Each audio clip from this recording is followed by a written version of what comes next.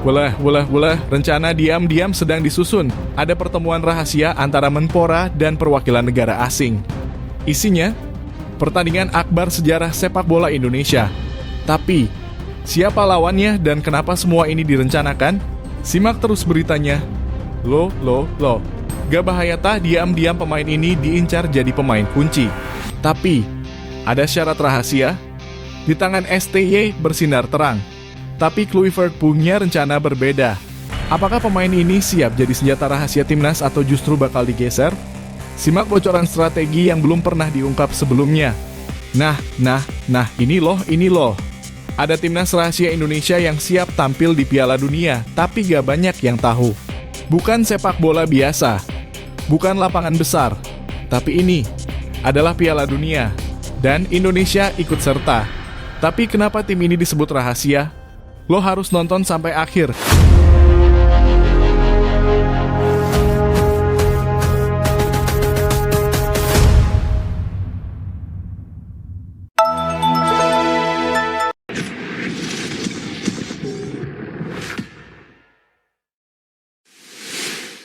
Sebelumnya mohon dukungannya, bantu pencet tombol like, subscribe, dan notifikasi agar tidak ketinggalan berita terbaru Timnas. Terima kasih. Timnas Indonesia tantang juara Piala Dunia yaitu Uruguay lagi. Flashback kekalahan 7-1 dan balas dendam di 2026. Woi, pecinta bola tanah air, siap-siap. Ada kabar gila nih buat kamu semua.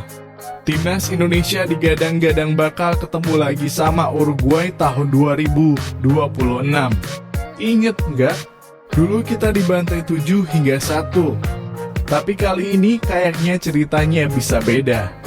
Jadi gini guys, kabar panas ini muncul setelah Menpora kita, Dito Aryo Tejo, ketemuan sama dubes Uruguay untuk Indonesia, Cristina González. Dalam pertemuan itu, Cristina ngasih ajakan ke Indonesia buat ngadain friendly match lawan Uruguay. Bukan kaleng-kaleng nih, mereka pengen mainin pemain inti, bro. Uruguay ingin mengadakan friendly match di Indonesia dengan mendatangkan pemain inti timnas kedua negara jika memungkinkan. Cristina González dan kenapa 2026? Karena itu momen peringatan 60 tahun hubungan diplomatik antara Indonesia dan Uruguay. Jadi selain sepak bola ini juga soal diplomasi, bro. Buat kamu yang lupa, Indonesia udah 3 kali ketemu Uruguay dan yang paling diingat itu tahun 2010 di GBK. Boas Solosa sempat bikin kita bangga dengan gol pembuka. Tapi abis itu, habis coy. Uruguay nyetak 7 gol. Statistik laga tanggal 8 Agustus 2010. Lokasi, Stadion Utama Gelora Bung Karno. Skor, Indonesia 1-7 Uruguay. Pencetak gol Indonesia, Boas Solosa. Gol Uruguay, Suarez Cavani, Eguren DLL. Bayangin aja ada Suarez sama Cavani di lapangan waktu itu. Marcus Horizon kerja Rodi di gawang. Tapi, situasi sekarang beda banget, bro. Timnas kita sekarang udah naik level. Banyak pemain keturunan yang main di Eropa udah gabung sama tim Garuda. Kita punya stok gelandang dan back yang lebih solid. Permainan juga makin disiplin. Dan jangan salah, kita bukan cuma jago di Asia Tenggara. Sekarang udah mulai ngincar Asia level atas. Bukan gak mungkin kita bikin kejutan lawan Uruguay nanti. Di sisi lain, Uruguay juga lagi transisi. Suarez dan Cavani udah nggak jadi starter lagi. Mereka lagi nyari striker baru dan ngebentuk tim masa depan. Jadi peluang Indonesia buat ngelawan secara seimbang tuh gede banget. Kalau friendly match ini digelar pas FIFA Matchday, bisa banget ngangkat ranking FIFA kita. Dan ini juga bisa jadi bagian dari persiapan menuju Piala Dunia 2026. Menpora udah bilang bakal koordinasi sama PSSI buat nentuin format terbaik. Apakah melalui FIFA Matchday atau pertandingan persahabatan biasa? Karena kalau melalui FIFA Matchday bisa berkontribusi pada peningkatan ranking FIFA untuk Indonesia. Dito Aryo Tejo. Flashback ke 2010 mungkin masih jadi trauma buat sebagian fans. Tapi sekarang waktunya bangkit. Bayangin kalau kita bisa balas dendam, bahkan sekadar bikin Uruguay kesulitan udah jadi kemenangan moral. Dubes Tristina juga ngasih sinyal kuat buat program jangka panjang. Dulu ada 5 tahun kerja sama pelatihan pemain muda di Uruguay. Sekarang peluang buat lanjut kerja sama itu terbuka lebar. Bila memiliki kesempatan di masa depan, kita bisa melakukan lebih banyak pelatihan seperti itu. Tristina Gonzalez ini bukan cuma soal satu pertandingan, tapi juga soal arah sepak bola nasional kita. Pemerintah, federasi, dan supporter punya peran masing-masing. Lawan Uruguay bisa jadi milestone yang ngebuktikan kalau Indonesia bisa. Gimana menurut lo semua? Siap nonton balas dendam Indonesia lawan Uruguay? Drop komentar lo di bawah, like, share video ini, dan jangan lupa subscribe biar gak ketinggalan info bola terbaru. Sampai ketemu di video selanjutnya.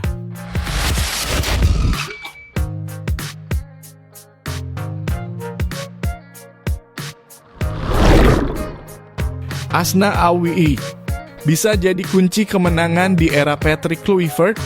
Simak nih faktanya. Yo, pecinta bola tanah air. Nama satu ini udah kayak password wajib di starting XI Timnas Indonesia, Asnawi Mangkualam Bahar. Doi bukan cuma kapten yang bersuara lantang di lapangan, tapi juga punya loyalitas dan semangat tempur kayak gladiator zaman now. Tapi nih ya, muncul pertanyaan besar, apakah Asnawi masih bisa jadi kunci permainan timnas di bawah arahan pelatih anyar Patrick Kluivert? Bisa nggak tuh dia tetap jadi jenderal di 2 laga sisa kualifikasi Piala Dunia 2026 lawan Cina dan Jepang? Yuk, kita bedah bareng-bareng. Asnawi Mangkualam dari Sintayong sampai era Kluivert. Sejak dilatih Sintayong, Asnawi udah jadi pemain langganan di sektor sayap kanan. Mau dijadiin back sayap, fullback, atau wingback, doi gas terus. Di bawah STY, Asnawi bukan cuma pelengkap formasi, tapi malah jadi main engine buat serangan timnas dari sisi kanan. Tapi sekarang Shin udah pamit dan yang duduk di kursi panas pelatih kepala adalah Patrick Kluivert, legenda Belanda yang gaya mainnya beda banget. Kluivert lebih suka pressing cepat, permainan direct, dan full eksploitasi sayap buat crossing. Nah loh, cocok gak tuh sama Asnawi?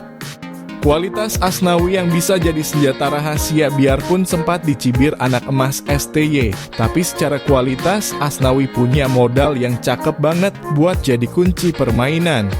Stamina gak ada matinya, lo suruh Asnawi lari dari babak awal sampai injury time. Bisa! Doi punya stamina level dewa yang bikin dia bisa naik turun, bantu serangan, dan bertahan. Mental baja sejak debut bareng timnas U-19, Asnawi udah kenyang pengalaman. Tahan pressure, tahan kritik, bahkan waktu dijadiin kapten timnas, dia tetap kalem dan fokus. Adaptasi gaya main cepat, gaya main Asnawi fleksibel. Mau main build up pelan ala STY, atau long ball direct ala Kluivert, doi bisa ngikutin. Tinggal diasah sedikit chemistry sama pemain-pemain baru aja. 2 laga sisa versus Cina dan Jepang, saatnya tunjukin taring. 2 laga terakhir di kualifikasi Piala Dunia ini bakal jadi pertarungan hidup mati. Gagal menang lawan Cina, bisa-bisa posisi Indonesia digeser di klasemen. Dan laga lawan Jepang, itu udah kayak final mini buat uji level Asia sesungguhnya. Disinilah peran Asnawi sangat krusial lawan Cina. Pertahanan Cina bakal susah ditembus kalau kita gak punya wingback eksplosif. Asnawi bisa jadi kunci buat buka ruang dan kasih crossing ke depan. Lawan Jepang, Jepang pasti bakal tekan habis-habisan. Asnawi harus jaga sisi kanan mati-matian sambil sesekali bantu counter. Pengalaman dia di Kalik dan sekarang di Jeonnam Dragons jadi modal utama. Cocok gak sama gaya main Kluivert? Ini yang jadi pertanyaan sejuta umat. Tapi kalau kita lihat gaya Kluivert di beberapa uji coba terakhir, doi suka banget pressing cepat dan pakai transisi super ngebut. Nah, gaya ini butuh pemain yang energik, punya pace, dan bisa ambil keputusan cepat. Asnawi masuk banget. Dia bisa bantu recovery bola, kasih opsi di overlap, dan tahu kapan harus shoot inside atau kasih umpan crossing. Justru di era Kluivert, peran pemain seperti Asnawi bisa makin bersinar asal gak kebanyakan defensive error aja ya, bro.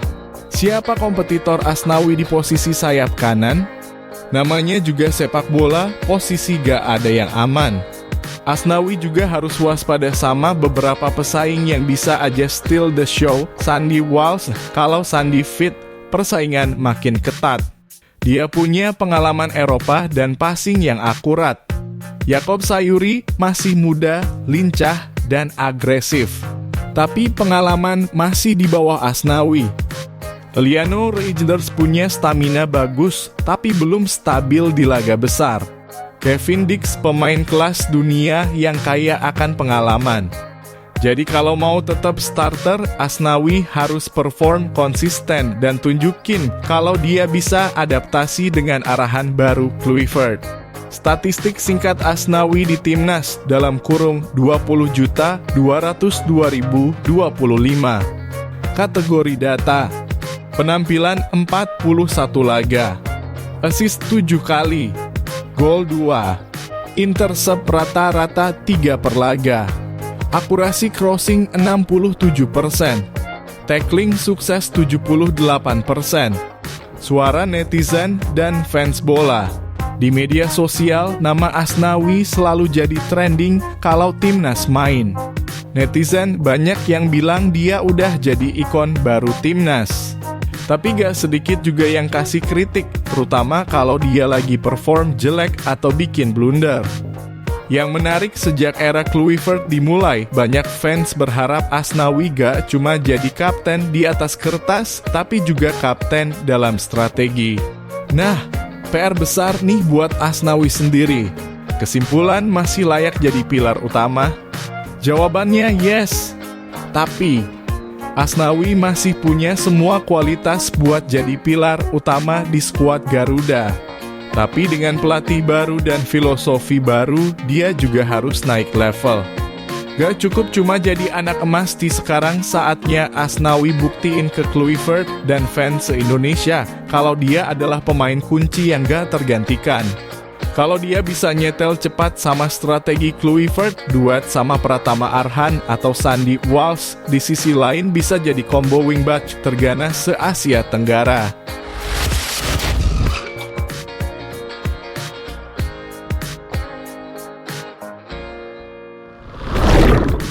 Yo, sobat bola semua.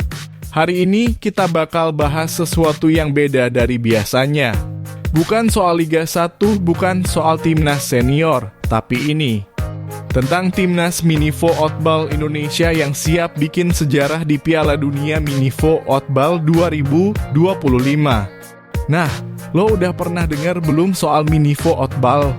Kalau belum, tenang. Gue bakal jelasin semuanya. Tapi sebelum itu, menurut lo, bisakah Timnas Minivo Otball kita kasih kejutan di Piala Dunia kali ini? Apa itu Minivo Otball? Oke, kita mulai dari dasar dulu. Minivo Otball itu bukan futsal ya guys, tapi emang mirip-mirip dikit. Minivo Otball adalah cabang sepak bola versi kecil, biasanya 5-7 orang per tim. Mainnya di lapangan rumput sintetis, ukurannya juga nggak sebesar lapangan sepak bola biasa. Permainannya cepet, intens, dan nggak ada waktu buat ngelamun. Kalau lo ngedip sebentar aja, bisa langsung kebobolan. Tahun 2025 ini Piala Dunia Minivo Otball digelar di Baku, Azerbaijan mulai dari 21 Mei sampai 1 Juni 2025. Ini tuh ajang paling prestisius buat cabang olahraga ini. Dan tahu nggak? Ini adalah pertama kalinya timnas mini volley Indonesia ikut serta. Gila gak tuh? Baru debut langsung Piala Dunia. Woi, ini momen bersejarah banget buat Indonesia. Gila sih, proud banget sama anak-anak timnas mini volley kita. Nah, langsung to the point. Timnas kita bakal main perdana hari Kamis 22 Mei 2025 lawan Costa Rica. Lawan yang gak bisa dianggap remeh bro. Mereka udah cukup berpengalaman di ajang ini. Indonesia masuk ke grup E bareng sama Montenegro, Thailand, Costa Rica. Grupnya gak gampang tapi juga bukan neraka.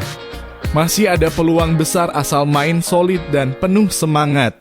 Nah ini dia bagian yang bikin merinding. Coach Indra Kurnia Purnomo, sang pelatih kepala, ngasih wejangan ke para pemain sebelum laga pertama. Dia bilang, saya bilang kepada teman-teman pemain untuk bermain dengan hati dan penuh gairah. Karena setiap pemain pasti ingin berlaga di Piala Dunia. Wah, dalam banget coach. Ini bukan soal menang kalah doang, tapi soal mentalitas, kebanggaan, dan sejarah yang mereka ukir di lapangan. Coach Indra juga ngingetin bahwa momen ini nggak datang dua kali. Gak semua pemain bisa ngerasain tampil di Piala Dunia, apalagi mini volley yang belum sepopuler sepak bola biasa. Kesempatan yang jarang kita dikasih kesempatan untuk ikut ajang ini, jadi harus ambil kesempatan di depan mata, itu aja, katanya. Bayangin sob, lo dikasih kesempatan buat ngebela merah putih di Piala Dunia. Siapa sih yang gak bakal main mati-matian? Peta kekuatan grup E sekarang kita bahas peluang ya. Indonesia underdog tapi punya semangat juang tinggi. Banyak pemain muda potensial dan semangat nasionalisme yang nggak main-main. Montenegro cukup tangguh, punya postur besar, biasanya ngandelin fisik. Thailand saingan serumpun di Asia Tenggara. Mereka udah mulai serius garap mini volley. Costa Rica favorit grup? Bisa jadi. Mereka punya pengalaman internasional. Tapi ingat, bola itu bundar. Yang semangat dan fokus bisa banget kasih kejutan. Ayo dukung timnas mini volley Indonesia. Bro, sis, ini saatnya kita kasih dukungan buat timnas mini volley Indonesia. Jangan mentang-mentang ini bukan timnas senior terus kita cuek. Mereka juga bawa nama Indonesia, mereka juga bawa merah putih di dada. Kita bikin rame sosial media dengan hashtag Garuda Mini Volley, hashtag Indonesia di Piala Dunia, hashtag main dengan hati. Coba deh tulis di kolom komentar, Indonesia bisa. Biar kita tunjukin kalau kita semua dukung mereka. Siapa aja lawan berat di turnamen ini? Yuk kita lihat juga grup-grup lainnya, siapa tahu jadi lawan Indonesia di fase gugur. Grup A Azerbaijan dalam kurung tuan rumah Mauritania, Slovenia, Bahrain. Grup B Rumania, Prancis, Chad, Uzbekistan. Grup C Hungaria, Ukraina, Inggris, Turki. Grup D Slovakia, Bulgaria, Portugal, India. Grup F Kazakhstan, Amerika Serikat, Bosnia dan Herzegovina, Polandia. Grup G Ceko, Georgia, UEA, Argentina. Grup H Serbia, Ghana, Spanyol, Israel. Waduh, banyak tim kuat sih, tapi kita harus optimis. Gue tahu jalan timnas mini volley Indonesia nggak akan gampang. Tapi sejarah besar nggak pernah dimulai dari tempat yang nyaman. Harus kerja keras, harus penuh semangat, dan yang paling penting, harus main dengan hati. Kita doakan semoga mereka bisa tampil maksimal, kasih kejutan, dan bikin seluruh rakyat Indonesia bangga. Kalau lo pengen kita bahas profil para pemain timnas mini volley satu-satu, komen di bawah ya. Oke gengs, itu dia kabar soal timnas mini volley Indonesia yang siap tempur di Piala Dunia 2025. Kalau lo bangga sama perjuangan mereka, jangan lupa like videonya, subscribe channel ini, komen dukungan lo buat timnas mini volley. Share video ini ke temen-temen lo yang doyan bola biar makin rame dukungannya. Kita ketemu lagi di konten selanjutnya dan jangan lupa main dengan hati. Garuda.